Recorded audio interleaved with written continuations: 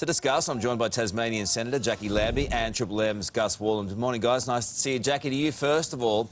Our Prime Minister Scott Morrison has urged demonstrators not to import things happening in other countries. More protests are planned today. Do you think they'll remain peaceful?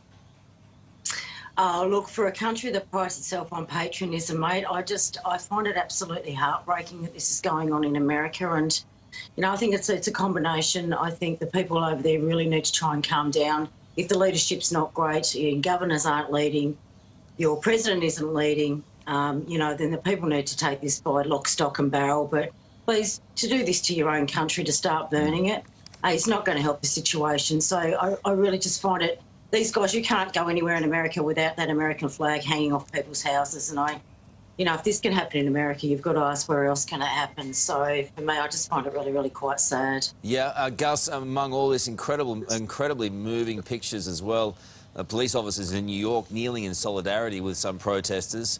You know, that is a much lighter way of looking at this story than the other. I mean, the looting and the damage and the violent protests have been awful. Yeah, absolutely. That's the one thing that's warmed my heart, is seeing those police officers take off their helmets and take a knee. There was a gentleman in Michigan, got his whole squad to take their helmets off and just hugged with the protesters last night. I mean, the justice system is looked upon by you know, a group of people that is completely stacked against them, and you can understand why they're so fired up. But they're losing the battle when they start looting and putting everything on fire, just like Jacqui said.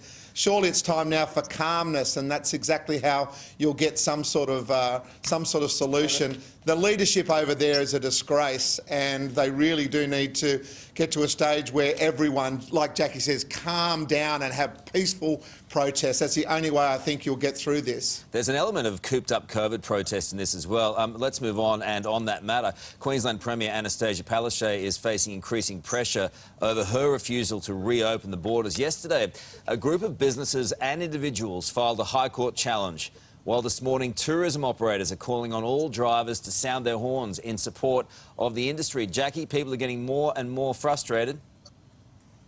Geez, Carl, look out. You lock people down in Australia for 3 months and they're going 8. Yep. My goodness me. Look, it's like Tasmania, and I'm sure that Queensland's the same. Open your internal borders. There's no doubt about that, so people can travel around, so they can get on with it, especially with the long weekend coming up. I think that if, like I've said before, if we are organised, our hospitals are ready, the PPE gear's ready, everyone's ready to go. If we do get a second wave, we need to try and move on with our lives, both not for people's mental health and for the economy. We've got to get on. No one's saying opening up the international flights. You know, certainly I wouldn't be keen to, over the next week or even 2 weeks, say open up Tasmania to you mainlanders, as much as we love you once again and we love you cash. But please, let us move around for the weekend. So, but once again, I believe the premiers have done a great job out there. It doesn't matter which state you belong to. Good on you. You've really worked well with the Prime Minister. And I think, you know, we are well ahead of many other countries out there at the moment. And I think we've done exceptionally well. So if it just means we've got to hold tight for just a little bit longer, then I think it would be worth it. Gus, I can't imagine how frustrating it is for people, like, for example, on the Gold Coast and people just south of the border, how these borders aren't opened up. And that frustration is starting to spill over, and that is a real concern to me, Gus. Oh, look, absolutely. I'm exactly the same. As Jacqui said, we've got the curve under control. So as long as we're set up and ready, if we do have a second spike, we've seen in Singapore, they had nothing going on. They let everything open and they had a bigger spike than they originally had. So we know that has happened somewhere else. So we've got to be ready for it. But surely it's time now to open up that border and let the Queenslanders and let us get down to Tassie as well, so we can help support and put some cash in the coffers. Yeah, I agree with that. Jacqui, before we go, I do want to ask you about an issue very close to your heart. The campaign to posthumously recognise the bravery of 18-year-old sailor Edward Teddy Sheean, who died defending his mates when his ship sank in battle in 1942. It's an amazing story, this. Jacqui, you want Scott Morrison to approve a Victoria Cross for Teddy. It's very, very important. Can it be done, and will it be done, more importantly? Absolutely. The Prime Minister needs to show some courage himself and overturn the decision that he's made a few weeks ago and come out and show some real heroism, especially with what we've been going through over the last few months with COVID-19, and give Teddy what he's earned, and that is the Victoria Cross. So the only question left remaining for the Prime Minister is Is the Prime Minister running the country, or is the Chief of Defence Force running the country? And that's the only thing left for Scott to answer. So, and mate, this isn't going away. We're running radio ads today. You know, I've got a couple of Liberals down here that will be sitting at about 2% extra in the next election. And I tell you, I will run people down here just to get rid of them, to make those numbers a little bit more difficult in that lower house. Because quite frankly, this is a man that has earned this at 18 years of age, has shown the courage. Now, I'm asking Prime Minister to stand up and step up to the plate and give him what he's earned, which is his Victorian Cross. Jacqui, I agree with you, but it's very difficult, and they explain for present-day panels to decide on previous-day panels and the decisions that were made in the past. It's very difficult between generations to decide those things. How do you overturn something like that? Do you know what? That's absolutely rubbish, Carl. The Wards and Honours Tribunal... By the way, it's not me saying it.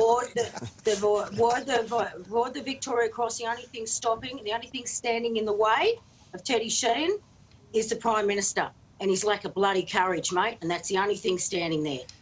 There are plenty of worthy people as well, Jacqui, and this is just me playing devil's advocate. There are plenty of worthy people out there in the past too who haven't got Victoria Crosses. Do we open the gates then for more to come forward and be awarded? You know, you find me somebody else that's fought for this for 30 years that believes they have earned a Victoria Cross, mate. It's absolutely rubbish. They know it. Chief of the Defence Force knows it. It's all about the boys' clubs up there. So once again, for the Prime Minister, show some courage. This is not going away, and it could be a difference between 1 or 2 seats in the next election, mate. So we'll leave that up to the Prime Minister this morning. Gee, it's very strong. Gus, you won't disagree? Oh, I'm not going to disagree with Jacqui. There's no way. Jacqui knows the stuff, and also I did read a little bit about it, that there was a commission there, a community that said that he deserves it. So why not give it to him?